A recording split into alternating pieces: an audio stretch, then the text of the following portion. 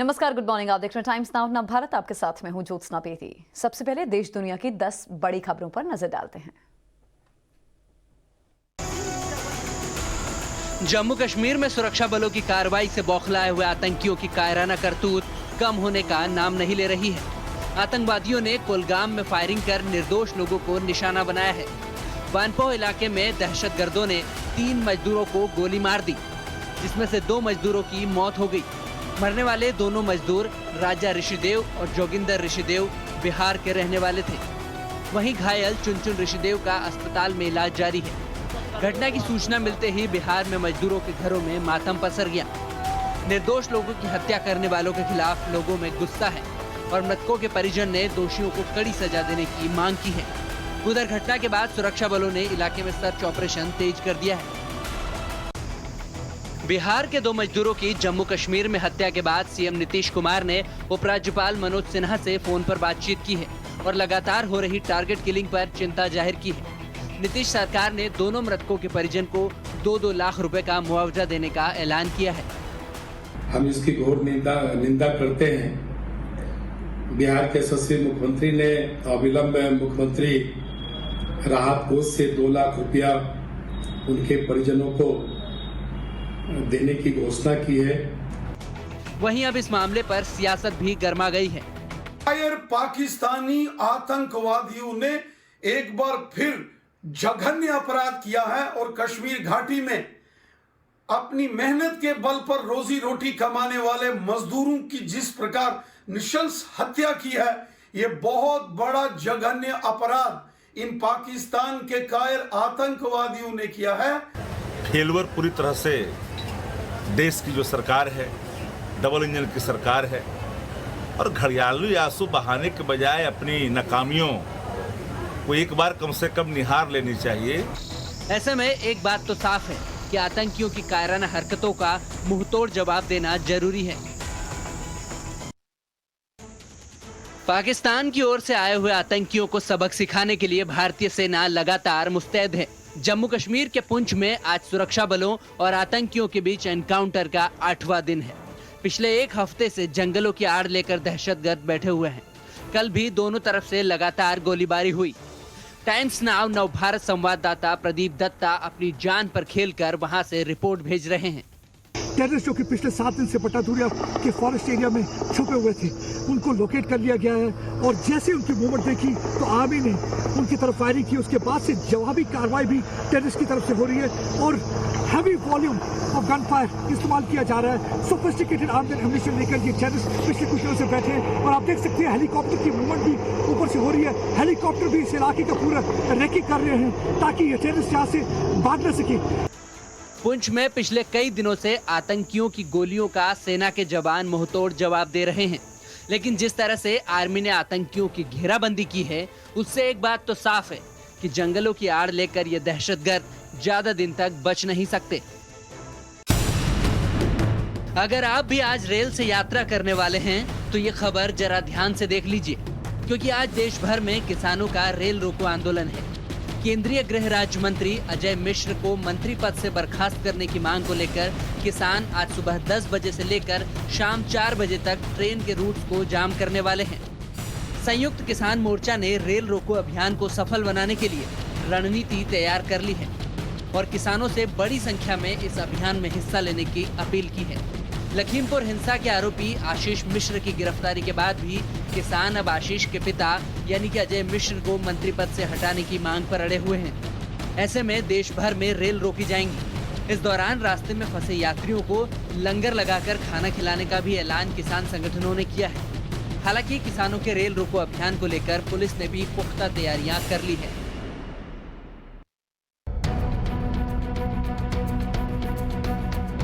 Singhu border हत्याकांड में 3 और आरोपियों को पुलिस रिमांड में भेजा गया है। सोनीपत पुलिस ने आरोपी निहंगों को कोर्ट में पेश किया था, जहां से तीनों को अब 6 दिन की पुलिस रिमांड में भेजा गया है। अब इस मामले में सीबीआई जांच की मांग भी उठने लगी है। बहुजन समाज पार्टी सुप्रीमो मायावती ने दलित युवक की बर्बरतापूर्वक की गई हत्या के केस की सीबीआई जांच करने की मांग की है। दरअसल 35 साल के दलित युवक लखबीर सिंह की सिंघू बॉर्डर पर किसान मोर्चा के मंच के पास लाश मिली थी। लखबीर की लाश बैरिकेड से बंधी हुई थी, जिसके बाद इस मामले में निहंगों ने सरेंडर किया था। जिसके बाद हरियाणा पुलिस ने सरबजीत सिंह के बाद 3 और आरोपियों को कोर्ट में पेश किया, जहां से उनकी 6-6 दिन की रिमांड मिली है। वहीं मायावती ने इस मामले की सीबीआई जांच करने की मांग उठाई है।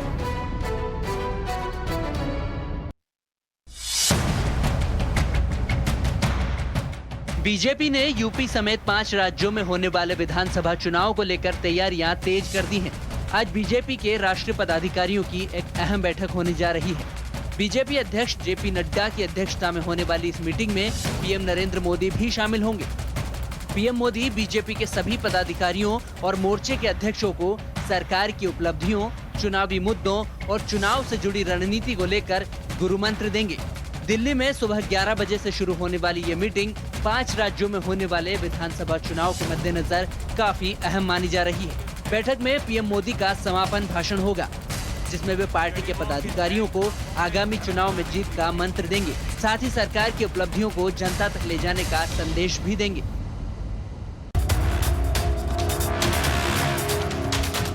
अक्सर अपनी अदाओं को लेकर चर्चाओं में रहने वाली बॉलीवुड एक्ट्रेस जैकलीन फर्नांडिस इन दिनों ईडी से होने वाली पूछताछ को लेकर सुर्खियों में है। मनी लॉन्ड्रिंग केस में आज जैकलीन को एनफोर्समेंट डायरेक्टरेट के सामने पेश होना है। 3 समन भेजने के बावजूद एक्ट्रेस ईडी के दफ्तर नहीं पहुंची है। इसके बाद फिर से जैकलीन को प्रवर्तन निदेशालय ने बुलावा भेजा है। जैकलीन को पिछले 3 सालों के बैंक स्टेटमेंट और वित्तीय लेन देन के साथ आने को कहा गया है। इससे पहले भी जैकलीन को समन जारी कर बुलाया गया था, लेकिन हर बार अलग अलग कारणों का हवाला देकर फिल्म एक्ट्रेस ईडी के दफ्तर नहीं पहुंची। अब देखना होगा कि मनी लॉन्ड्रिंग केस से जुड़े मामले में जैकलीन फर्नांडिस आज भी एनफोर्समेंट डायरेक्टरेट के सामने पहुंचती है या नहीं।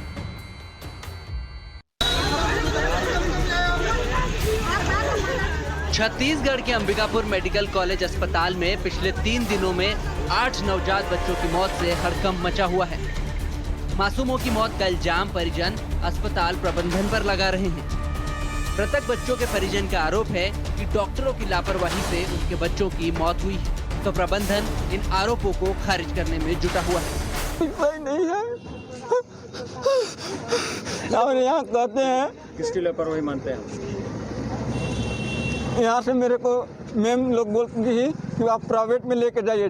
क्यों बुलाने के लिए यहाँ लाए हो? जब बच्चा मर गया, जब मर जाएगा तो सरकारी हॉस्पिटल में कितना होगा, प्राइवेट में क्यों नहीं कराते हो? नवजात शिशुओं में कभी भी मतलब ये जो है ना कहा नहीं जा सकता है कि ये बच्चा जो है आपका ठीक होकर जा पाएगा कि नहीं जा पाएगा। हम लोग पूरा प्रयास करते हैं, है ना। और यहाँ पर जो है ना एसएनसीयू में प्रायः गंभीर बच्चों को ही भर्ती किया जाता है करके। अब नवजात बच्चों की मौत के बाद स्वास्थ्य मंत्री टीएस सिंहदेव भी अपना दिल्ली दौरा बीच में छोड़कर स्पेशल चार्टर्ड प्लेन से अंबिकापुर पहुंच चुके हैं। तो सीएम भूपेश के निर्देश पर प्रभारी मंत्री शिव डहरिया भी रायपुर से अंबिकापुर गए हैं। बैठकों का दौर भी शुरू हो गया है। केरल में बारिश ने इन दिनों कहर मचा रखा है। भारी बारिश की वजह से राज्य के कई इलाकों में बाढ़ जैसे हालात बन चुके हैं और कई जगह भूस्खलन हो गया है। केरल में बारिश और बाढ़ से बने हालातों के चलते मरने वालों की संख्या 26 हो गई है। तिरुवनंतपुरम समेत प्रदेश के ज्यादातर इलाकों में इस कदर बारिश हुई कि घर, दुकान, मकान सब पानी में समा गए, तो मैदान और खेत भी लबालब हो गए। चट्टानों को चीरकर बाढ़ का पानी रहवासी इलाकों में घुस गया है, जिससे राज्य में जनजीवन अस्त व्यस्त हो चुका है। एनडीआरएफ समेत अलग अलग टीमें रेस्क्यू ऑपरेशन में जुटी हुई हैं। केरल में बाढ़ से बिगड़े हालातों पर प्रधानमंत्री नरेंद्र मोदी ने भी केरल के मुख्यमंत्री पिनराई विजयन से बातचीत की है। पीएम मोदी ने ट्वीट कर केरल में जान गंवाने वालों को श्रद्धांजलि भी अर्पित की है। उत्तराखंड में भारी बारिश के अनुमान के बाद बद्रीनाथ यात्रा को रोक दिया गया है। अगले 2 दिनों में उत्तराखंड में भारी बारिश का अनुमान मौसम विभाग ने जताया है। ऐसे में उत्तराखंड के सभी 13 जिलों में आज और कल भारी से बहुत भारी बारिश के लिए रेड अलर्ट जारी किया गया है। नतीजन बद्रीनाथ यात्रा को कल चमोली प्रशासन ने पांडुकेश्वरी में रोक दिया है। वहीं भारी बारिश की चेतावनी के मद्देनजर आज उत्तरकाशी, पिथौरागढ़ जिले के सभी स्कूल बंद रहेंगे। अगर देश की राजधानी दिल्ली की बात करें तो यहाँ रविवार के दिन भी भारी बारिश हुई है और ये सिलसिला आज भी जारी रहने का अनुमान है। आईएमडी के अनुसार आज दिल्ली में बादल छाए रहेंगे और हल्की बारिश और गरज के साथ छींटे पड़ने का अनुमान है। और अब वो खबरें हम आपको दिखाते हैं जो आपसे सीधा सरोकार रखती हैं। भारत में बच्चों का टीकाकरण जल्द ही शुरू होने वाला है। इसके लिए हर लेवल पर तैयारियां पूरी हो चुकी हैं। राजधानी दिल्ली के तिलक नगर में बच्चों के लिए एक बेहद खास वैक्सीनेशन सेंटर तैयार किया गया है। यह है kids friendly Covid vaccination centre. इसकी खासियत यह है कि बच्चों के लिए यहाँ दीवारों पर रंग बिरंगी पेंटिंग और कार्टून बनाए गए हैं। इसके अलावा बच्चों की जरूरत के मुताबिक यहाँ कई सुविधाएं भी मौजूद हैं। वैक्सीनेशन सेंटर को इतना आकर्षक बनाया गया है कि बच्चे यहाँ आकर टीका लगवाने से घबराएंगे नहीं और उनका मन उनकी दुनिया में भी लगा रहेगा। उत्तर प्रदेश में मनरेगा में कार्यरत महिला मेट कर्मचारियों को अवकाश लेने की सुविधा मिलेगी। यूपी के ग्रामीण इलाकों में मनरेगा के कामकाज को सुचारू रूप से संचालित करने और मनरेगा कर्मियों के समस्त लेखा जोखा को व्यवस्थित ढंग से विभागीय स्तर पर पहुंचाने के लिए प्रत्येक ग्राम सभा में एक महिला मेट की तैनाती की गई है। इसके अलावा हाल ही में जारी एक मीडिया रिपोर्ट के मुताबिक इनकी संख्या में इजाफा करते हुए प्रदेश सरकार ने 25,000 महिला मेट कर्मचारियों की और तैनाती की है। इन पदों में काम करने वाली महिला अभ्यर्थियों को मानदेय के रूप में हर महीने 9,000 रुपए का मासिक वेतन भी दिया जाता है। लेकिन संविदा पर काम करने वाली इन महिलाओं को अवकाश लेने पर वेतन नहीं दिया जाता था।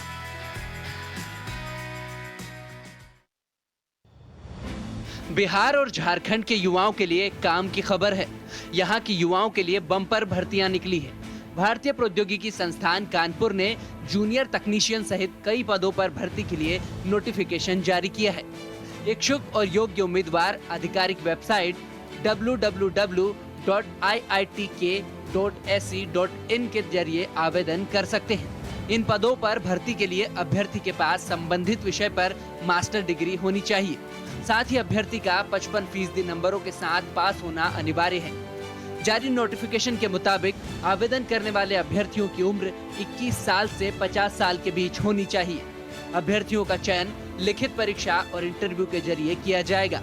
परीक्षा के लिए एडमिट कार्ड अभ्यर्थियों के रजिस्टर्ड मेल आईडी पर भेजा जाएगा।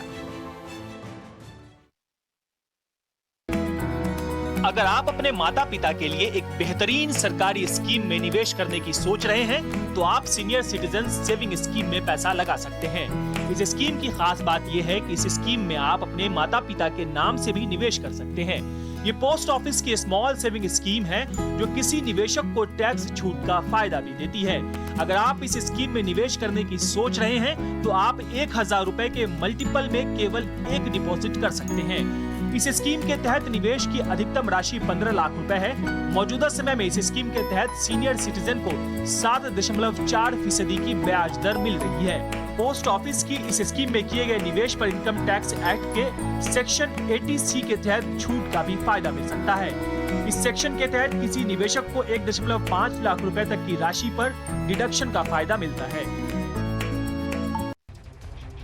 बिहार में किसान नवंबर महीने से सरकारी दर यानी न्यूनतम समर्थन मूल्य पर अपना धान बेच सकेंगे। सरकार ने इस बार 3 चरणों में धान खरीदने की व्यवस्था की है। कोसी और पूर्णिया प्रमंडल के सभी जिलों में धान की खरीद 1 नवंबर से शुरू हो जाएगी। बिहार सरकार ने राज्य के किसानों से 1 नवंबर से खरीदी शुरू करने का फैसला किया है, जिसके लिए प्रक्रिया शुरू कर दी गई है। किसान अपनी पसंद के किसी भी पैक्स या व्यापार मंडल पर धान बेच सकते हैं। इस साल सामान्य धान का न्यूनतम समर्थन मूल्य 1,940 रुपए प्रति क्विंटल है, जबकि ग्रेड ए धान का न्यूनतम समर्थन मूल्य 1,960 रुपए प्रति क्विंटल है। खरीद केंद्रों पर किसी भी प्रकार की अनियमितता को रोकने और गुणवत्ता की जाँच के लिए सहकारिता और खाद्य विभाग के साथ जिला प्रशासन को भी निर्देश दिया गया है। राज्य में इस बार 1 नवम्बर से 31 जनवरी तक धान की खरीद की जाएगी।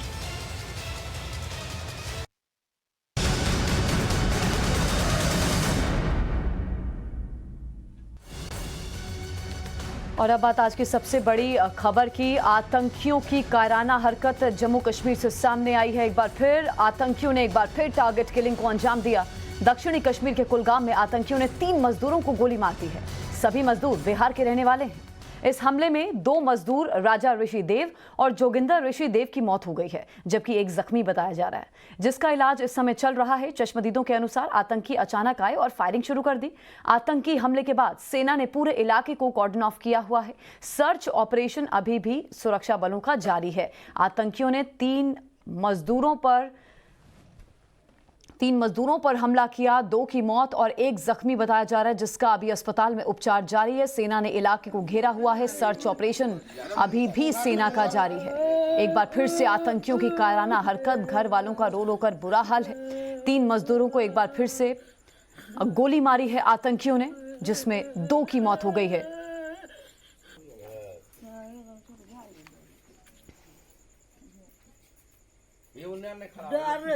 भाई उधर कोई गोली मारा है, उधर से आया भागे हुए, हम रूम में था। तो उसको लेकर मैं आया जी। तो क्या कहाँ पे लगी उसको? उसको गोली अनफुम लगी है। कितने फायर आए उसको? 6। हाँ 6। आप कहाँ से हो? आप कहाँ रहते हो? मैं बिहार से। हम लोग रूम पे बैठे हुए थे, अचानक ये लोग आया उधर से दौड़े हुआ, बोलता गोली लग गया इनको। फिर वहाँ से लेके हम आए डॉक्टर के। तो कितने बंदों का गोली लग गई है? लगभग वहाँ 3 आदमी थे सर। तो पाकिस्तान के द्वारा सुनिश्चित ढंग से वहाँ पर जो आतंकी हमला होता है सब जान रहा है। इसमें कोई थोड़े कहने का बात है कि नहीं हो रहा। इस समय अभी तुरंत मोदी सरकार को चाहिए कि पाकिस्तान पर में जो है उसको रद्द करे और अविलंब उस पर पाकिस्तान पर मुंहतोड़ जवाब देने का काम करे। जिस तरह से पुलवामा का बदला लिया गया, इस तरह से इस बिहार का जो है कि मजदूर को मारा जा रहा तो उसका बदला तुरंत सरकार को लेना चाहिए। मजदूरों के घर वाले कह रहे हैं कि सरकार को पाकिस्तान से बदला लेना चाहिए। वहीं कुलगाम की घटना के बाद बिहार के मुख्यमंत्री नीतीश कुमार ने जम्मू कश्मीर के उपराज्यपाल मनोज सिन्हा से फोन पर बात की है और इस घटना पर चिंता जाहिर की है।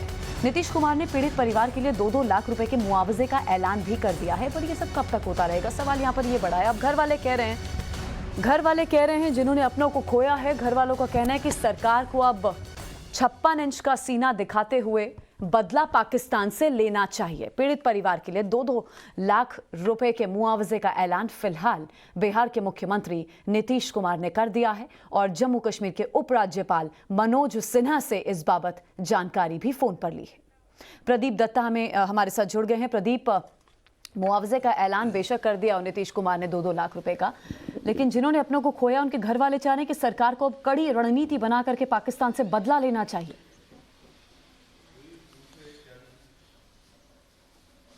देखिए, बिल्कुल सही कह रहे हैं आप भी। मुआवजे से क्या होता है, जिन्होंने परिवार का सदस्य खोया है वही इस समय उसका दर्द जान सकते हैं। अब देखिए, कई ऐसे परिवार भी थे जिनका एक ही कमाने वाला था। जैसे कल पानीपुरी वाला, जब उनके परिवार के सदस्यों से बात करी तो उनके माँ बाप, बूढ़े माँ बाप, वो सोच रहे थे कि कैसे अब उनका गुजर बसर होगा। 2 लाख क्या होता है। आप देखिए, एक तो उनका मतलब जान से प्यारा लगते जिगर चला जाए और दूसरा उसके साथ साथ उनका एक ही जो शख्स घर में कमाने वाला हो वो चला जाए, तो आप खुद ही समझ सकते हैं कि कितना दर्द होगा इनके सीने में इस समय और कितना गुस्सा भी होगा। क्योंकि ये लोग रोजी रोटी कमाने गए थे, ये किसी को मारने नहीं गए थे, किसी के खिलाफ काम करने नहीं गए थे। ये वहां पे अपनी रोजी रोटी के लिए गए थे ताकि अपने परिवार को पाल सके। और देखिए, इनका क्या कसूर था कि उनको आते हैं और मार देते हैं और 24 घंटों में 3 घटनाएं हो जाती हैं। एक पानीपुरी वाले को मार दिया जाता है। बिल्कुल, ये बड़ा सवाल है। और प्रदीप, रात भर सर्च ऑपरेशन चलता रहा है, कोई बड़ी कामयाबी हाथ लगी? के लेबर को मार दिया जाता है जी, अभी तक कोई ऐसी कामयाबी नहीं। हाँ, कुछ लोगों को उन्होंने पकड़ दकड़ में उठाया हुआ है, उनसे पूछताछ की जा रही है। क्योंकि प्रॉब्लम ये आ रही है कि ये हाइब्रिड वॉरफेयर है जिसमें पार्ट टाइम टेररिस्ट का इस्तेमाल कर रहे हैं। ये नॉर्मली वो लोग नहीं है जिनका ट्रैक रिकॉर्ड होता है। ये वो लोग ओवरग्राउंड वर्कर है जिनका कोई ट्रैक रिकॉर्ड नहीं है। उनको पिस्तौल पकड़ा दी जाती है, उनको कहा जाता है कि आप मार दीजिए और उसके बाद उन्हें पैसा दे दिया जाता है और आप आम लोगों के साथ घुल मिल जाते हैं और अपने नॉर्मल कारोबार करना शुरू कर देते हैं। तो यही एक वजह कि अभी तक कोई खास इतनी कामयाबी मिली नहीं है। हाँ, अगर पिछले कुछ दिनों के ऑपरेशन देखें, 9 दिन में 9 एनकाउंटर हुए हैं जिसमें 13 के करीब आतंकवादी मारे गए, उससे थोड़ा असर तो पड़ता है। लेकिन अभी और ज्यादा कुछ करने की जरूरत है, क्योंकि सुरक्षा की जो नीति है उसको बदलना होगा ताकि कॉन्फिडेंस जो है रिस्टोर किया जाए, खासकर ये नॉन कश्मीरीज के अंदर और जो माइनॉरिटी कम्युनिटी के मेंबर्स के अंदर। क्योंकि एक बार फिर से 90 के दशक का दौर बनाने की कोशिश की जा रही है, क्योंकि एक खौफ का माहौल हो ताकि एक बार फिर से प्लान हो जैसे कि 90 में हुआ था। 5 लाख के करीब कश्मीरी हिंदुओं ने अपना घर बार छोड़ दिया था और आज तक वो वापस वहां गए नहीं है। ठीक है प्रदीप, मैं वापस लौट रही हूँ, आप रहिए मेरे साथ। वहीं जम्मू कश्मीर में देखिए, आतंकियों के खिलाफ सेना का ऑपरेशन ऑल आउट जारी है। आज इस ऑपरेशन का 8वां दिन है। सेना का पुंछ के जंगलों में सर्च ऑपरेशन चल रहा है। अभी आपको जानकारी प्रदीप भी दे रहे थे मेरे सहयोगी के 9 दिन में 9 एनकाउंटर हुए जिसमें 13 आतंकियों को ढेर कर चुकी है अब तक सेना। ये बड़ी कामयाबी थी। पुंछ के जंगलों में अभी भी सर्च ऑपरेशन जारी है। प्रदीप लगातार हमारे साथ बने हुए। प्रदीप, आप जानकारी दे रहे थे, ये तो प्रदीप साफ है कि अब जो फिल्ट्रेशन है वो बॉर्डर से नहीं हो पा रही है, क्योंकि बहुत कड़ी निगरानी बॉर्डर पर है जवानों की, बहुत कड़ी निगरानी है। पाकिस्तान उसमें सफल नहीं हो पा रहा है और वो जान रहा है कि जवानों से वो आमना सामना मुकाबला नहीं कर सकता, इसीलिए उसने मॉडस ऑपरेंडाई बदलते हुए अब आम लोगों को निशाना बनाना शुरू किया। बिल्कुल आप सही कह रहे हैं, बिल्कुल आप सही कह रहे हैं। पाकिस्तान को मालूम है कि कन्वेंशनल वॉर तो वो भारत के साथ लड़ नहीं सकता, अगर लड़ेगा तो पाकिस्तान शायद दुनिया के नक्शे पर नजर ना आए। उसे मालूम है कि प्रॉक्सी वॉर भी ऑलमोस्ट वो हार चुका है, पिछले 30 वर्ष से वो लड़ रहा है, वो भी ऑलमोस्ट हार चुका है। इसलिए हाइब्रिड वॉरफेयर के एक तरीका अपनाया जिसमें कि आम नागरिकों को मारा जा रहा है, या तो माइनॉरिटी कम्युनिटी को टारगेट किया जा रहा है, या तो नॉन कश्मीरीज को टारगेट किया जा रहा है। ये निहत्ते लोग हैं, इन बेचारे कारोबार के लिए आए हुए हैं। आप खुद सोच सकते हैं कि ये सवाल आज पूछना चाहिए इमरान खान से, क्या ये ह्यूमन राइट्स वायलेशन है? क्योंकि अक्सर इमरान खान बड़े बड़े प्लेटफॉर्म पे, चाहे यूनाइटेड नेशन जनरल असेंबली हो, United nation human rights commission हो, वहां पे बैठ के बड़े बड़े भाषण देता है, ह्यूमन राइट्स की चर्चा करता है। तो उनसे ये सवाल पूछना चाहिए, कौन सा इस्लाम है और कौन सा जिहाद है ये, जहां पे आम आदमी को मार देती है। बिल्कुल ठीक बात आप कह रहे हैं। और पाकिस्तानी एनएसए के साथ अजीत डोभाल की मीटिंग भी होने वाली है, उसमें जरूर ये मुद्दे उठाए जाएंगे। प्रदीप, आप नजर रखिए इन तमाम खबरों पर। अपडेट के लिए हम वापस लौटेंगे। बिहार के बांका पहुंच गया है अरविंद का शव। आतंकी हमले में अरविंद की मौत हुई थी। शनिवार को आतंकियों ने गोली मार दी थी। कश्मीर में गोलगप्पे की दुकान लगाते थे अरविंद, अपने परिवार को पालते पोसते थे, रोजी रोटी कमाते थे, लेकिन देखिए उन्हें भी मौत के घाट उतार दिया गया। कश्मीर में गोलगप्पा बेचा करते थे। नाम इनका अरविंद है, बिहार के बांका के रहने वाले हैं। आतंकी हमले में इनकी मौत हो गई है। आतंकियों ने गोली मारी थी। कश्मीर में गोलगप्पे की दुकान अरविंद लगाते थे।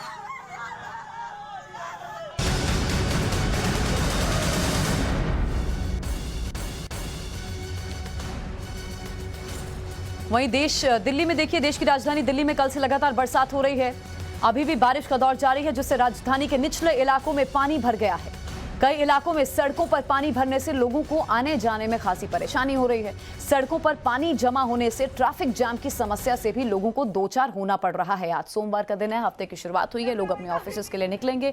बहुत ट्रैफिक आम दिनों में दिल्ली में एक पीक आवर्स में रहता है, लेकिन जब बारिश होती है तो सड़कों पर पानी लबालब नजर आता है। 1 घंटे का सफर, या यूं कहिए आधे घंटे का सफर 2 घंटे में तय होता है। दिल्ली एनसीआर में हल्की बारिश का अनुमान अभी आगे भी कई दिन मौसम विभाग की तरफ से जता दिया गया है। हमारे साथ प्रेरित मेरे सहयोगी जुड़े हैं। प्रेरित, कल भी लगातार बारिश हो रही थी, कल रविवार का दिन था, इतना जाम की समस्या से नहीं दो चार होना पड़ा लोगों को, लेकिन आज ये समस्या सामने आ सकती है दिल्ली से।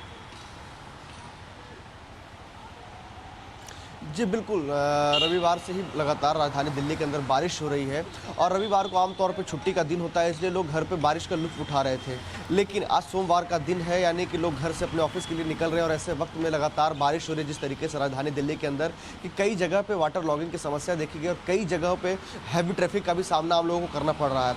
हालांकि देखिए, इस बारिश की वजह से कई चीज़ों में बदलाव आया है राजधानी दिल्ली के अंदर। अगर कहा जाए तो अब राजधानी दिल्ली के अंदर लोगों को थोड़ी सर्दी महसूस होने लगी, क्योंकि जिस तरीके से बारिश हो रही बीते 2 दिनों से, इससे तापमान में काफ़ी ज़्यादा गिरावट दर्ज किया गया, जिसकी वजह से लोगों को अब हल्की ठंड महसूस हो रही है। लेकिन साथ ही साथ जिस तरीके से राजधानी दिल्ली के अंदर एक बार फिर से प्रदूषण का मामला बढ़ता जा रहा था और बीते 1 सप्ताह के अंदर ही जिस तरीके से यहाँ का जो AQI है वो वेरी पुअर सिचुएशन में चला गया था, उससे ज़्यादा आम लोगों को काफ़ी ज़्यादा समस्या का सामना करना पड़ रहा था, क्योंकि पॉल्यूशन बढ़ रहा था। अभी पोस्ट कोविड के जो पेशेंट थे उनके लिए बड़ी चुनौती थी और ऐसे वक्त में जो बारिश हुई है तो बारिश की वजह से जो वो प्रदूषण में भी काफ़ी गिरावट देखने को मिल रहा है और यहाँ पे भी राजधानी दिल्ली के अंदर स्वच्छ हवा लोगों को प्रदूषण से तो राहत मिली है, लेकिन आज दिल्ली की सड़कों की तस्वीर देखने वाली होगी। हर बार की तरह आज भी शिकायत वो तस्वीरों में नजर आ सकती है। प्रेरित, मेट डिपार्टमेंट क्या कह रहे हैं, क्या अनुमान जताया?